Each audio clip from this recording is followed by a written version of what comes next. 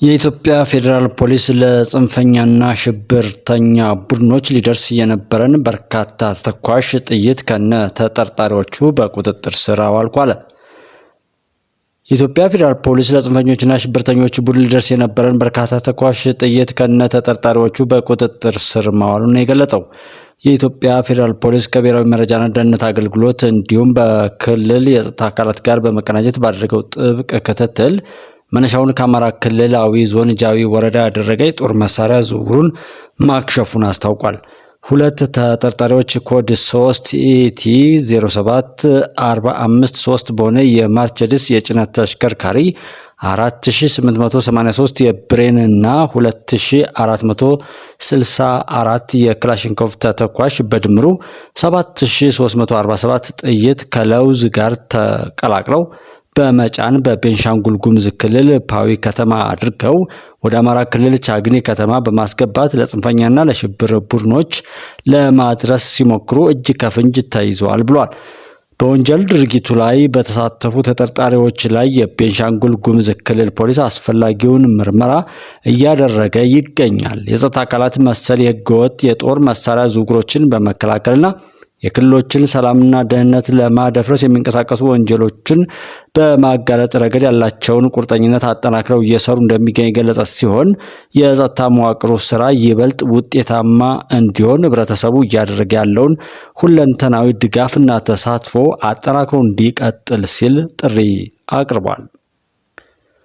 ኢትዮጵያ በኢኮኖሚ ሪፎርሞች የተሻለ አቋም ላይ እንዳለች የአይኤምኤፍ ኃላፊ ተናገሩ። የዓለም አቀፍ ገንዘብ ተቋም አይኤምኤፍ ከፍተኛ ኃላፊ ከዘ ኢትዮጵያን ሄራልድ ጋር ባደረጉት ቃለ ምልልስ ኢትዮጵያ በቀጣይነት እያካሄደች ባለው ኢኮኖሚ ሪፎርም ምክንያት ከዓለም አቀፍ ቀውሶች ጋር ለመጋፈጥ የተሻለ አቋም ላይ መሆኗን ገልጸዋል። ኃላፊው በቃለ ምልልሱ የዓለም ኢኮኖሚ አቅጣጫ፣ በመካከለኛው ምስራቅ ያለው ጦርነት በኢትዮጵያ ላይ የሚያሳድረው ተጽዕኖ እንዲሁም ኢትዮጵያ በአይኤምኤፍ ድጋፍ እያካሄደ ስላለው ኢኮኖሚ ፕሮግራም ዝርዝር ማብራሪያም ሰጥተዋል ተብሏል። እንደ ኃላፊው ገለጣ በመካከለኛው ምስራቅ የሚከሰቱ ግጭቶች በዓለም የነዳጅ ዋጋ፣ በንግድ መስመሮችና በውጭ ንግድ ላይ ጫና ሊፈጥሩ ቢችሉም ኢትዮጵያ አሁን ካለችበት የኢኮኖሚ ሪፎርም ሂደት የተነሳ ከዚህ ቀውስ ጋር ለመቋቋም ከቀድሞው የተሻለ አቅም አላት ብለዋል። በተጨማሪም መንግስት እየወሰደ ያለው የፋይናንስ ሪፎርም የውጭ ምንዛሬ ስርዓት ማሻሻያና የግል ዘርፍ ተሳትፎን ለማሳደግ የሚደረጉ ጥረቶች በኢኮኖሚው ላይ አዎንታዊ ተጽዕኖ እያሳደሩ መሆናቸውን አመላክተዋል። አይኤምኤፍ ከኢትዮጵያ ጋር በመተባበር የሚያካሂደው ፕሮግራም የኢኮኖሚ መረጋጋትን ለማረጋገጥ፣ የዕዳ ጫናን ለመቀነስና ዘላቂ እድገትን ለማጠናከር ያለመ መሆኑንም ገልጠዋል። ወደ ቀጣዩ ስናልፍ አሜሪካ በኢትዮጵያ ላይ የነበረውን የጦር መሳሪያ ገደብ አነሳች። ዩናይትድ ስቴትስ አሜሪካ በኢትዮጵያ ላይ ተጥሎ የነበረውን የጦር መሳሪያ ገደብና ከደህንነት ዘርፍ ጋር የተያዙ እገዳዎችን ማንሳቷ ተሰምቷል። ይህ እርምጃ በሁለቱ ሀገራት መካከል የነበረውን የዲፕሎማሲ ግንኙነት ወደ ተሻለ ደረጃ ለማምጣት የተወሰደ መሆኑም ተገልጧል።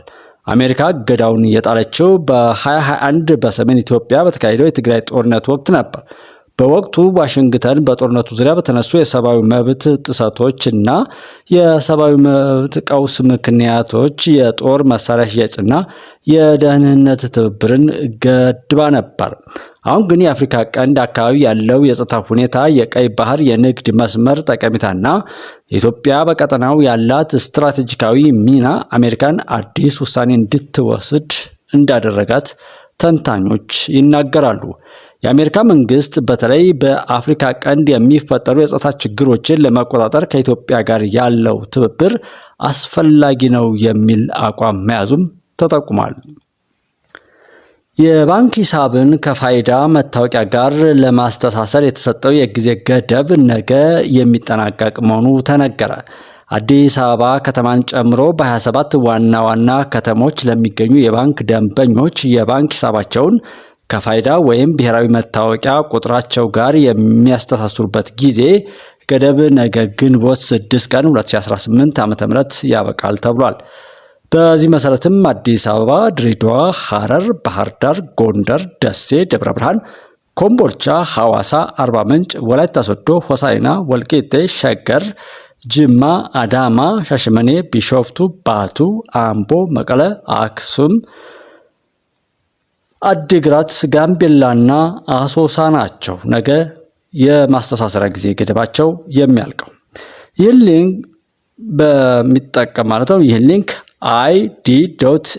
id.et/connect በመጠቀም ካሉበት በመሆን ፋይዳ መታወቂያውን ከባንክ ጋር ማስተሳሰር እንደሚቻልም የብሔራዊ መታወቂያ ፕሮግራም ገልጧል።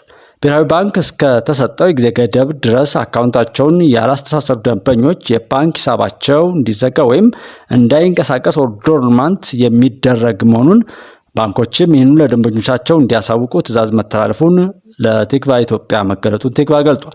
ሂሳባቸው የተዘጋባቸው ደንበኞች ወደ ባንክ በመቅረብ የማስተሳሰር ሂደቱን በማከናወን ሂሳባቸውን መልሰው ማንቀሳቀስ ይችላሉ። በሌሎች ከተሞች ከተጠቀሱት ውጭ ማለት ነው ያሉ የባንክ ደንበኞች የባንክ ሂሳባቸውን እስከ ሰኔ 30 ቀን 2018 ዓ.ም ድረስ ባለው የጊዜ ገደብ ውስጥ ማስተሳሰር ይጠበቅባቸዋል ሲል የብሔራዊ ፋይዳ መታወቂያ መናገሩን ቲክቫ ዘግቧል። በጥቃቱ 23 ንጹሃን ሰዎች መገደላቸውን የዓይን እማኞች አረጋግጠዋል። በአጠቃላይ ከ30 በላይ ተገድለዋል፣ ከ50 በላይ ቆስለዋል። መረጃውን ከዓይን እማኝ እና ነዋሪዎች ያጣሩ አካል ነግረውኛል ያለው ቲክቫ ነው። በቤንሻንጉል ጉሙዝ ክልል መተከል ዞን ህዝብ ባሳፈሩ ተሽከርካሪዎች ላይ ታጣቂዎች ባደረሱት ጥቃት ከ30 በላይ ንጹሃን ሲገደሉ ከ50 በላይ መቁሰላቸውን፣ 4 መኪናዎቻቸውን ማቃጠላቸውን ጉዳዩን ከዓይን እማኞች ያጣሩ አካላት የዓይን እማኝ ነዋሪዎችና የክልሉ ምክር ቤት አባላት ለቲክቫ ኢትዮጵያ ተናግረዋል ብሏል። ቲክቫ ነዋሪዎቹና የምክር ቤት አባሉ እንደሚሉት ራሱን የጉሙዝ ኃይል አንድነት ግንባር የሚለው ታጣቂ ቡድን ጥቃቱን የፈጸመው በዞኑ ጉባ ወረዳ አይሲድ ቀበሌ አለፍ ብሎ ልዩ ስሙ አፍሪካ እርሻ ልማት በተባለ ቦታ ነው ብሏል።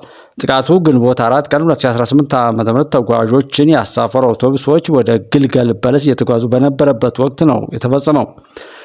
ጉዳዩን ጥቃት ሲሰነዝር በነበረበት መኪና ከነበሩ ተጓዥ ከቀብር ተመላሾች ጭምር በየአቅጣጫው ያጣሩ አንድ የመተከል ተወላጅ 23 ንጹሃን ሰዎች መገደላቸውን የዓይን እማኝ አረጋግጧል። በአጠቃላይ ከ30 በላይ ሰዎች ተገድለዋል፣ ከ50 በላይ ንጹሃን ቆስለዋል ሲሉ ለቲክቫ ኢትዮጵያ ተናግረዋል። እዚያ ወይም ታጣቂዎች ያስቆሙት ተሽከርካሪ ውስጥ የነበረ ሰው በስልክ አነጋግሬ ነበር ሲሉ ገልጠው ታጣቂዎቹ ከተጓዡ ገንዘብ እያሰባሰቡ ባሉበት ሶስተኛው ህዝብ የጫነ ባለ ድርጊቱን ባስ ማለት ነው የጫነ ባስ ድርጊቱን ከሩቅ አይቶ ለመመለስ ሲሞክር በላውንቸር መቱት እንዳሏቸውም ገልጧል። እኚሁ የመረጃ ምንጭ የተኩስ ድምፅ ሰምቶ መከላከያው ወደ አካባቢው ከሄደ በኋላ በተደረገው የተኩስ ልውውጥ በተባራሪ ጥይት ተኩሱ መሃል ላይ ብዙ ሰው ሞቷልም ነው ያሉት። የተለዩ 51 ቁስለኞች አሉ። ጫካ ውስጥ የቀሩ መኖር አለመኖራቸው የማይታወቅ ሰዎችም አሉ። በርካታ ሰዎች በድንጋጤ ሮጠው ወደ ጫካ ገብተው ይኑሩ አይኑሩም አይታወቁም። የተቃጠሉት 3 የህዝብ ማመላሻና አንዱ ካሲኒ ናቸውም ብሏል። እስከ ትናንት ማታ ድረስ በሕክምና ሲረዱ ቆይተው ሌሊት ላይ 3 ቁስለኞች አርፈው ተቀብረዋል። ማንኩሽ ላይ ህዝቡ በጥሩምባ አዋጅ ጠርቶ ቀብር ላይም ነበር በማለት ለቲክቫ ኢትዮጵያ ተናግረዋል። ጉዳዩን በቅርበት የተከታተሉት ሌላኛዋ ነዋሪ በሰጡት ቃል ጥቃት የደረሰባቸው 3 ተሽከርካሪዎች እያንዳንዳቸው ከ60 በላይ ሰዎችን የሚያሳፍሩ መሆናቸውን ገልጠው ደግሞ ከፍተኛ ሰው በትርፍም ጭነው ነበር ሲሉ ነግረውናል። ጥቃት የደረሰበት ቦታ ላይ የተገደሉት አይሲድ ላይ በኤክስካቫተር ነው የተቀበሩት። በኤክስካቫተር የተቀበሩት 17 ንጹሃን ናቸው ብለው ሕክምና ከገቡ በኋላ ሞተው የተቀሩትን 5 ሰዎች ጨምሮ የ22 ሰዎች ህይወት ስለማለፉ በቂ መረጃ አለኝም ነው ያሉት።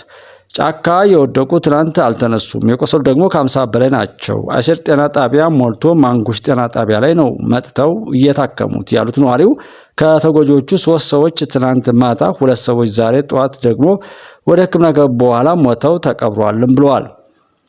ጥቃቱ የደረሰበትን ሁኔታ ሲያስረዱ ደግሞ ታጣቂዎቹ 2ቱን ህዝብ ያሳፈሩ መኪናዎች ካስቆሟቸው በኋላ የተሳፋሪዎችን ብርና ስልክ ወስደው አውርደው አስተኟቸው። ሌላኛው ከርቀት የነበረው ባስ ከጥቃቱ ለማምለጥ ወደ ኋላ ሊመለስ ሲል በመሳሪያ መቱት ሲሉም የሌላኛውን ነዋሪ ሀሳብ ተጋርተዋል።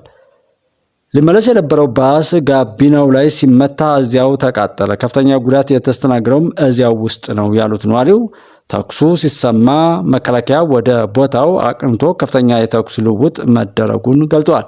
ታጣቂዎቹ ተሽከርካሪዎቹን እንዳቃጠሉም ገልጠው ከግልገል በለስ ተነስተው መንገድ ላይ በስጋት ቆመው የነበሩትን ተሽከርካሪዎች ዛሬ መከላከያ አጅቦ አውጥቷቸዋል። ማንኩሽ ላይ ያሉትም ወደ ግልገል በለስ እየተሸኙ ነው ብለዋል።